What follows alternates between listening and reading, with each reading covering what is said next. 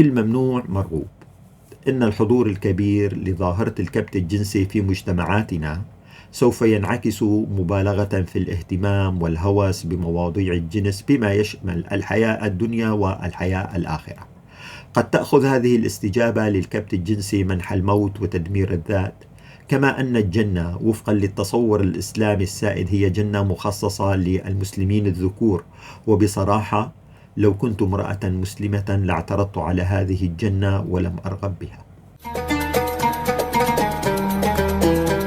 مرحبا. موضوعنا اليوم سوف يكون عن الجنس والتعصب الديني. بداية، إن الكبت الجنسي sexual repression هو أكثر انتشارا في المجتمعات الإسلامية مقارنة بالمجتمعات الغربية، لكون المجتمعات المسلمة في عمومها هي مجتمعات تقليدية محافظة، ولا أعتقد أن ذلك بمثار جدل. فالاتصال الجنسي والعاطفي ما بين الذكور والإناث وتفريغ الطاقات والغرائز الجنسية هو أكثر صعوبة وتقييدا في مجتمعاتنا بحكم العادة والتقاليد الأسرية، إضافة إلى تكاليف الزواج العالية، حيث نجد كثيرا من رجال الدين يفتون حتى بتحريم أو كراهية الاستمتاع الذاتي أو الاستمناء، عداك عما يسمى بالاختلاط وتحريم مجرد النظر إلى المرأة، أو كما يسمى في أدبياتهم بزنا العين، أو حتى لمس الأنثى ولو في سياق مصافحة عابرة وفقا للتفسيرات المتشددة من الدين. من المعروف أن كل ممنوع مرغوب. إن الحضور الكبير لظاهرة الكبت الجنسي سوف ينعكس مبالغة في انشغال بمواضيع الجنس. في أحيان كثيرة سوف يتم اختزال المرأة إلى موضوع جنسي فقط وتجريدها من إنسانيتها، وهو ما يعرف باسم الثقافة الذكورية. من الضروري التذكير هنا بأن الكبت الجنسي ليس بشتيمة، بل هو يشملنا جميعا. هو ظاهرة حاضرة في مجتمعاتنا، وهو جزء من الطبيعة الإنسانية بالعموم، وتختلف شدتها ما بين فرد وآخر ومجتمع وآخر وعصر وآخر. ولكن الأشخاص كذلك يختلفون في استجابتهم لهذا الكبت، فمنهم من يتوفر لديه إمكانية الزواج الباكر أو يقوم بعلاقات جنسية خارج الزواج. إذن استجابة الأشخاص لهذا الكبت تختلف، وهناك عدة مسارات يمكن أن يأخذها هذه الاستجابة. الآلية الأولى هي آلية التسامي. في آلية التسامي وفقا لنظرية التحليل النفسي سوف يتحول الليبيدو إلى التأمل والإبداع والرسم وتصميم الأزياء والتمثيل، أي أنه يحدث تجاوز فني خلاق. في الحالة الثانية سوف تكون الاستجابة من خلال القلق والتوتر النفسي وعدم استقرار في الحالة النفسية للشخص. الحالة الثالثة يمكن أن تأخذ شكل النقمي على النساء والمجتمعات الأكثر انفتاحا من الناحية الاجتماعية والجنسية، بحجة أنها نجس وتلوث وانحلال ينبغي استئصاله وتنظيف العالم منه. أو قد تأخذ الاستجابة للكبت الجنسي منح الموت وتدمير الذات، حيث أن الموت هو إخصاء نفسي وفقا لفرويد، فهذه الحياة تعيسة أو مثل ما بيقولوا عنها الناس الزبالة، لا تستحق الحياة مقارنة بنعيم الجنة ونعيم المتع الجنسية الغير مقيدة في الآخرة والحور العين. وهذا هو أحد التفسيرات النفسية للعمليات الانتحارية أو الاستشهادية، ولكنه ليس العامل الوحيد في ذلك. لا ينبغي اعتبار الدافع الجنسي أو الغريزة الجنسية هي السبب لما يسمى بالعمليات الانتحارية أو الاستشهادية، أو اعتبار المتعصبين مجرد أناس كائنات قطيعية غريزية لا هم لهم سوى أسر النساء أو الزواج القسري بهن. كما لا ينبغي تفسير أن يقوم شاب جهادي بتفجير نفسه بكونه قام بذلك شوقا للحريات فقط وطمعا بالنعيم الجنسي في الآخرة، ومن ثم أخذ الأمر منحى السخرية حقيقة، وهذا أمر شائع أجده في وسائل التواصل الاجتماعي. هناك وضع اقتصادي بائس، هناك قمع، هناك جهل، هناك تربية دينية مسبقة تستهدف الأطفال في سن مبكر. كل هذا سوف ينتج عنه انتشار ظاهرة التطرف والتعصب الديني في المجتمع. لذلك هي ظاهرة يجب ربطها السياقات الاجتماعية وظروف المجتمع، وليس أنه بس هذا راح يفجر حاله وبده يبحث عن الحوريات وتضحك يعني وكذا وهيك. هذا ما بيحل المشكلة وبيعمل سوء فهم فيها وفهم اختزالي حقيقة. هلأ عندما يشتهي الرجل امرأة جميلة مثيرة ولا يكون ذلك ممكنا في ظرفه، قد تكون استجابته عبر كراهية النساء الجميلات قاطبة. وعندما يشتهي المتعصب الديني الحضارة ونعيم العيش ولا يكون ذلك ممكنا في ظرفه، قد تكون استجابته عبر الرغبة في تدمير الحضارة وتدمير سعادة الآخرين.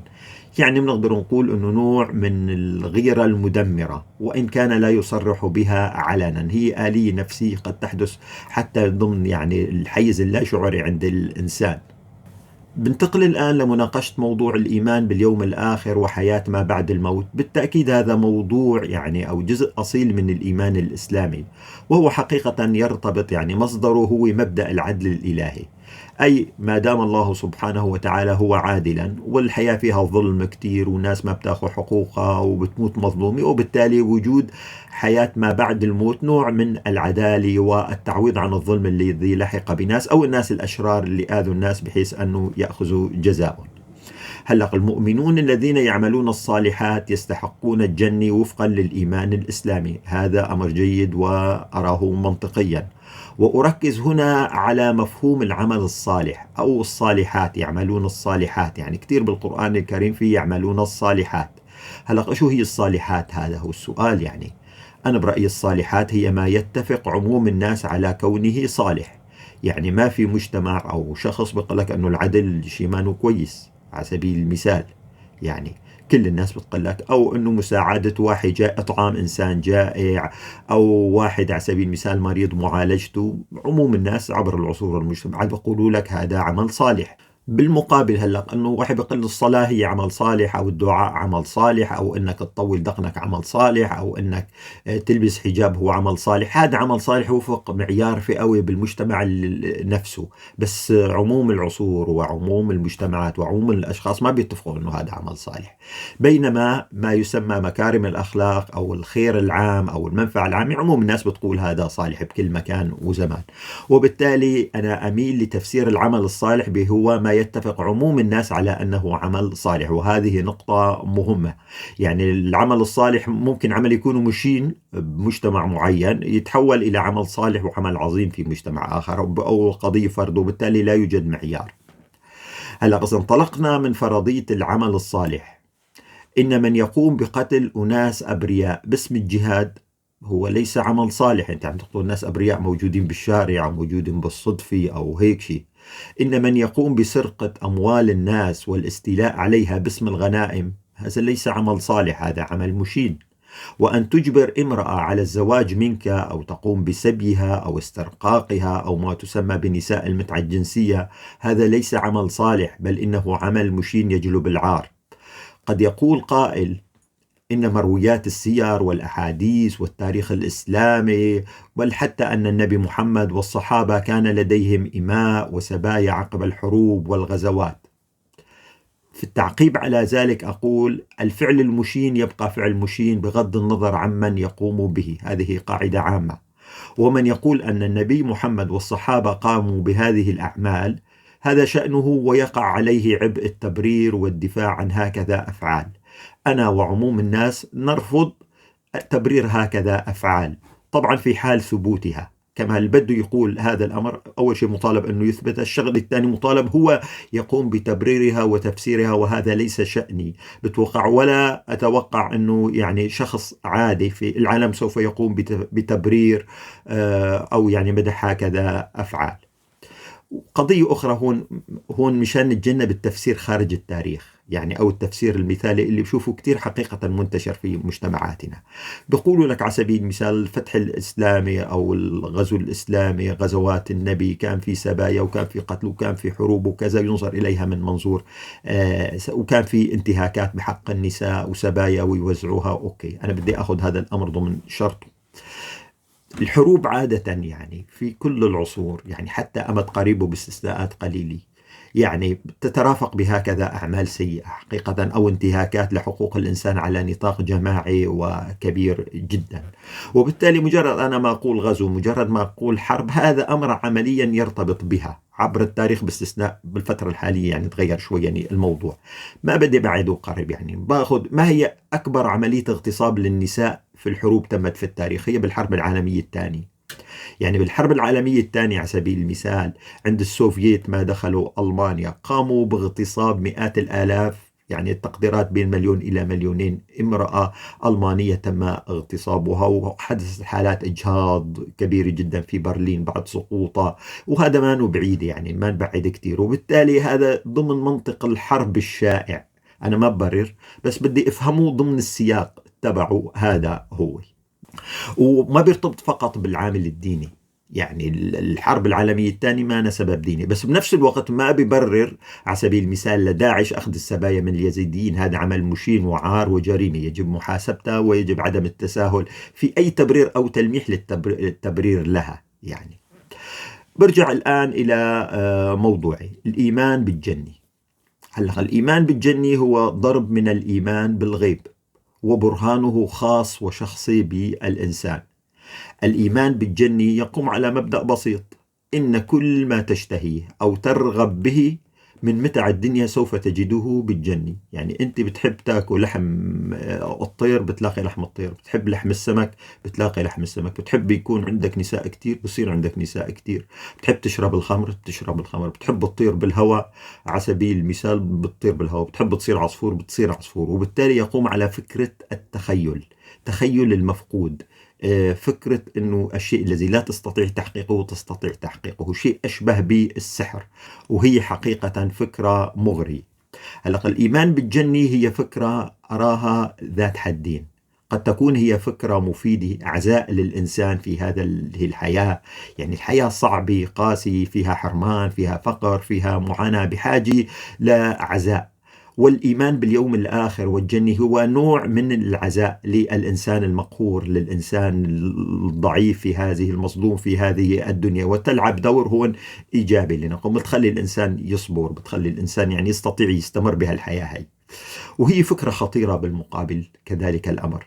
هلأ الإنسان اللي بيزهد بالحياة الدنيا وبالدنيا وبس بده أنه ينتظر الآخرة ونعيم الآخرة، هذا بيؤدي لأمر سلبي، أنه ما بيهتم بالحياة، ما بيهتم بالتنمية، ما بيهتم بحاله، ما بيهتم بعيلته، ما بيهتم بمجتمعه، ما بيهتم الشعب أنه يعمل دولة محترمة يعيش فيها بكرامته. وبالتالي الزهد في الدنيا هو قد يكون من الرذائل أو شغلة كتير سيئة. ما لازم تزهد بحياتك، بحياة أسرتك ومجتمعك ودولتك وبلدك وناسك، لا، لازم تأكد عليها يعني. وبنفس الوقت مازال انت معتبر انه هي الدنيا شغله بسيطه كلياتها فاني وكم سنه وبتروح وبعدين عندك نعيم اخر. وبالتالي يستسهل الموت، يعني تستسهل موت نفسك ويستسهل موت الاخرين، باعتبار انه في خلد او حياه طويله جدا ما بعد الهداك. وهذا كمان هذا يستخدم من قبل رجال الدين او بسياق التضليل. يعني وغالبيه اللي بيقوموا بعمليات انتحاريه او استشهاديه حقيقه بالاحصائيات 80 90% منهم هن ناس تحت ال20 سنة. تحت ال20 سنة لساته في فورة الشباب، ما تطور الوعي عنده، يتم برمجتهم بمعاهد وكتاتيب تحفيظ القرآن وتربية دينية بطريقة جهاد، بهالطريقة هي الحماسية وإلى آخره. يتم يعني نوع من غسيل الدماغ لهم، وإنه شغل هي الحياة شغل تفاضي، وراح تشوفوا الحور العين وهن شباب وكذا. لذلك نوع من البرمجة الخبيثة لا يجب أخذها كمسلمة، هي عملية صناعة، يجب استهداف تفكيك هذه الصناعة وفهمها. هي قضية مهمة. اللي بدي أرجع أقوله أنه الإيمان بالجنة قد يكون فكرة خطيرة جدا، لأنه ينجم عن هذا الإيمان استسهال قتل الإنسان لنفسه واستسهاله لقتل الآخرين، وهذا أمر خطير أنا برأيي. قل لي من أنت أقول لك ما هي الجنة التي تؤمن بها. قل لي من أنت أقول لك ما هي الجنة التي تؤمن بها. الإنسان الذي يحب الطعام بشدة سوف تكون جنته مليئة بأصناف الطعام، والإنسان الذي يحب الجنس والنساء سوف تكون جنته أشبه بالملاهي وحفلات الجنس الجماعي. هلأ يمكن تصنيف الاحتياجات الإنسانية أو احتياجات الإنسان وفقا لهرم ماسلو. أنا بشوفه أنه يعني مفيد بمقاربتنا لهذا الموضوع هرم ماسلو. هلأ ماسلو بيقول أنه في 5 مستويات للاحتياجات الإنسانية أو احتياجات الإنسان. بالطابق الأول أو الأسفل في عند الاحتياجات الجسدية مثل طعام، جنس، تنفس، يعني كل الناس بدها يحتاجها، هي احتياجات فيزيولوجية وجسدية. بنتقل للمستوى الثاني وهو الحاجة للأمان والسلامة الجسدية، إنك تعيش بأمان، ما أنا خايف من التهديد، كمان هي شغلة مهمة كتير يعني. وبالذات المجتمعات اللي خاضت تجارب حروب بيعرفوا هذا أهمية هذه الحاجة، إنك تنام آمن، ما كل مرة ترتحل لجوء من لجوء أو تجيك قذيفة أو كذا أو هيك شيء. المستوى الثالث هو الحاجات الاجتماعية. الحاجات الاجتماعية مثل الصداقة على سبيل المثال، يعني هو حاجة للناس، أو الحاجة للتقدير واحترام الآخرين، يعني أنه الناس يقدروك وأنت يحترموك الآخرين وتحترم الآخرين، قضية جدا مهمة. والطابق العلوي أو الحاجة الأخيرة هي الحاجة لتحقيق الذات. الحاجة لتحقيق الذات مثل هون بيدخل فيها الإبداع وحل المشاكل، الاكتشافات العلمية، الإبداعات الأدبية، الإبداعات الفنية، تحقق شيء مميز خاص فيك يعني.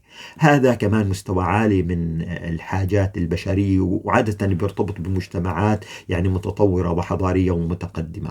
هلق من الملاحظ وفقا للتصور التقليدي السائد للجنة في الخطاب الإسلامي أنها جنة تؤكد على المستوى الأدنى من الاحتياجات الإنسانية، أي الاحتياجات الجسدية الفسيولوجية والحاجة للأمان والسلامة الجسدية. أتساءل بيني وبين نفسي، يعني ما الذي يمنع وجود مكتبات للقراءة أو حفلات موسيقية أو رحلات استكشافية أو ورشات عمل إبداعية في الفنون أو العلوم يعني في الجنة؟ ليش ما بتكون جزء من الجنة باعتبارها جزء من الحاجات والمتع؟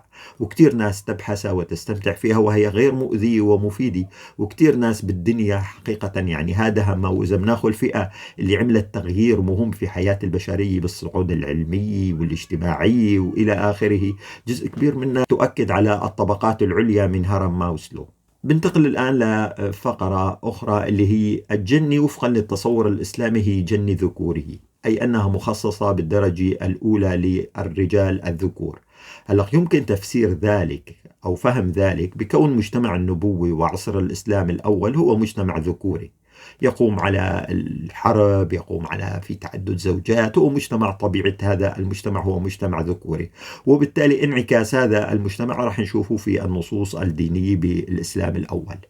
هلا وفقا لمرويات الأحاديث والتراث الديني لكل رجل مؤمن يدخل الجنة على الأقل حوريتان من نساء الآخرة. وفي حديث بهذا الخصوص مروي عن أبي سعيد الخدري وأخرج الترمذي بهذا الخصوص أنه الجنة ما فيها أعزب، كذلك الأمر، ولكن هذا العدد سوف يزداد إلى 72 حورية بالنسبة للشهيد عداك عن نساء الدنيا، يعني بياخذ نساء تبع الدنيا معاه بالآخرة وبيجيب فوق 72 حورية للمتعة الجنسية يعني. وكمان لا يوجد في بيكون أعزب، كل الناس يعني عندهم استمتاع واكتفاء جنسي كافي بالآخرة. هلا وفي مرويات كتير حقيقة، في أحاديث، في مرويات، في سير، في كتير بهالخصوص، هذا بتأكد على موضوع نساء المتعة الجنسية والحور العين. هلا روى الترمذي عن حديث المقدام بن معدي كرب قال النبي للشهيد عند الله 6 خصال، وذكر منها ويزوج 72 زوجة من الحور العين.